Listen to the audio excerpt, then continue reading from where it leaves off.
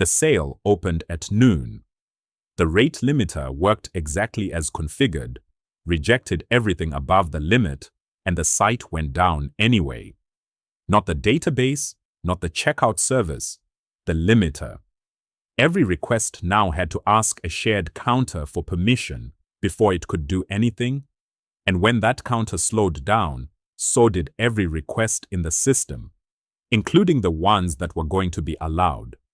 So let's design a rate limiter properly, the algorithm, the distributed problem underneath it, and the failure mode that turns a safety mechanism into the thing that takes you offline. Start with the simplest thing that works. Count the requests a client makes in the current minute, reject anything above the limit, and reset the count when the minute rolls over. It is easy to build and easy to reason about, and it has one flaw that matters enormously during a flash sale. Suppose the limit is 100 requests a minute.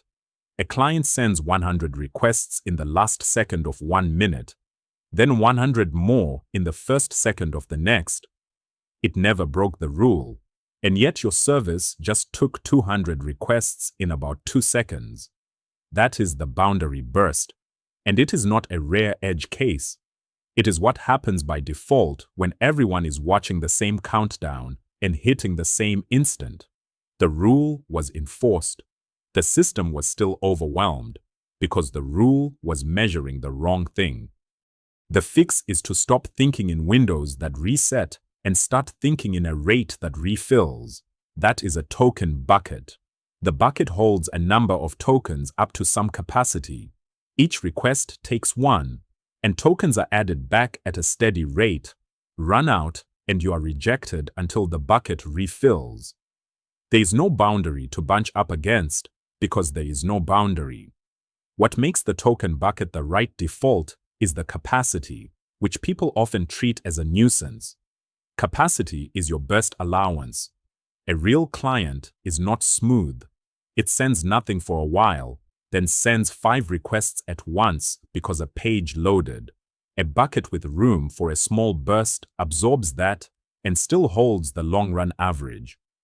If you genuinely need to forbid bursts, the sliding window counter is the alternative.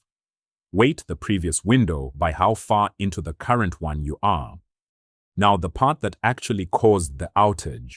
A rate limiter is a counter, and the moment you run more than one instance of your service, that counter has to be shared. Keep it in each server's memory, and 8 servers with a limit of 100 will happily allow 800. So it moves to something central, usually Redis, and the read and the decrement have to be one atomic operation rather than a read followed by a write. That is fine. What is not fine is what you have just built without noticing.